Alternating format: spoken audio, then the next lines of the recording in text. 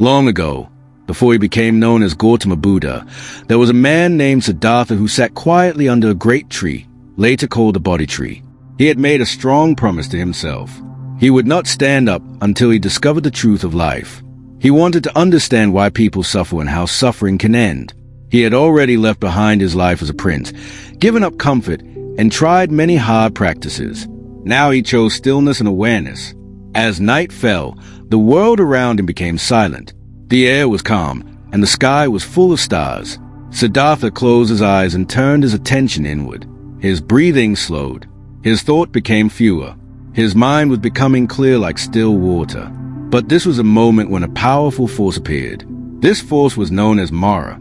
Mara is often described as a lord of illusion, the one who keeps beings trapped in fear, desire, and ignorance. Mara did not want Siddhartha to succeed. If Siddhartha awakened, he would show others how to be free, and Mara's influence would weaken. Mara first tried to break Siddhartha with fear. The peaceful night suddenly changed. Dark clouds covered the sky. Strong wind began to blow. Thunder roared loudly, and lightning flashed again and again. The ground trembled as if it was alive. From the darkness, a great army appeared. These soldiers looked terrifying, with twisted faces and sharp weapons. They shouted and screamed, surrounding Siddhartha from every side. They raised their bows and shot arrows toward him. The arrows flew fast, like a storm of death. Fire seemed to fall from the sky. The noise was loud and overwhelming. But Siddhartha did not move. He sat still, his body relaxed, his mind calm. He did not try to fight the army. He did not try to escape. He simply observed everything without fear. As the arrows came close to him, something amazing happened. They turned into soft flowers and dropped harmlessly to the ground. The loud noise began to fade. The army's power became weaker. Siddhartha's calm mind was stronger than all the fear around him. Mara saw that fear could not shake him. So he changed his plan. Now he used desire. Mara sent his 3 daughters, who were known for their beauty and charm. They appeared in front of Siddhartha, dancing gracefully. Their movements were smooth and attractive. They smiled gently and spoke in soft voices. "Why sit here in silence?" they asked. "Life is full of pleasure. Come and enjoy it. You have suffered enough. You deserve happiness, love, and comfort." They showed him visions of a joyful life, full of beauty, music, and connection. They tried to pull his attention away from his meditation. But Siddhartha remained still. He saw their beauty, but he did not hold on to it. He understood that desire is like a fire. The more you feed it, the more it grows. It never truly satisfies. He watched their movements as if they were passing clouds in the sky. Slowly, their beauty began to fade. Their smiles disappeared. They lost their power over him. They could not touch his peaceful mind. Mara's second attempt had also failed. Now Mara tried his most powerful weapon.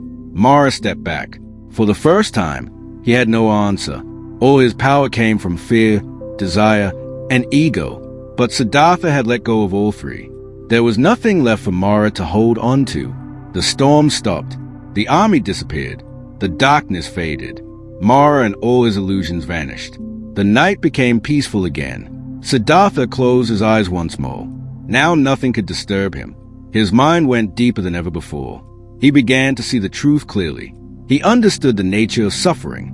He saw how desire, ignorance, and attachment keep beings trapped in cycles of pain. He also saw the path to freedom, a path of awareness, balance, and understanding. As the night passed and the morning star appeared in the sky, Siddhartha reached enlightenment. He became the Buddha, the awakened one. But this story is not only about the past. It is also about every person. Mara is not just an external being. Mara represents the struggles inside the human mind. Fear, desire, and ego are things everyone experiences. When you try to do something important, fear may appear. It may say, "You will fail," or "You are not strong enough." This is Mara. When you try to focus, desire may distract you. It may pull you toward comfort, pleasure, or easy paths. This is also Mara. When you achieve something, ego may rise. It may say, "You are better than others," or "You deserve more." This too is Mara. The lesson from the Buddha's final test is simple but deep. You do not need to fight these things with anger or force. The Buddha did not fight Mara. He did not run away. He stayed calm, aware, and steady. He observed everything without attachment. This is a true way to overcome these challenges. In daily life, you can practice the same approach. When fear comes, do not panic. Just notice it. When desire appears, do not follow it blindly. Just observe it. When ego speaks, do not believe it completely. Just understand it. With practice, these forces lose their strength. Your mind becomes clearer. Your actions become more balanced. Your life becomes more peaceful. The Buddha showed that the greatest victory is not over others, but over yourself. It is the ability to remain calm in the middle of chaos. It is the strength to stay focused when distractions appear. It is the wisdom to let go of things that do not truly matter. The story of Mara's final temptation teaches that enlightenment is not something far away. It begins with simple awareness in each moment. Just like Siddhartha sat under the Bodhi tree and faces inner challenges, every person has a chance to do the same. You may not face armies or storms, but you face thoughts, emotions, and choices every day. And each moment is a chance to respond with awareness instead of reaction. If you stay steady, patient, and honest with yourself, you will slowly understand your own mind. And in that understanding, you will find peace, just as the Buddha did on that quiet night under the Bodhi tree.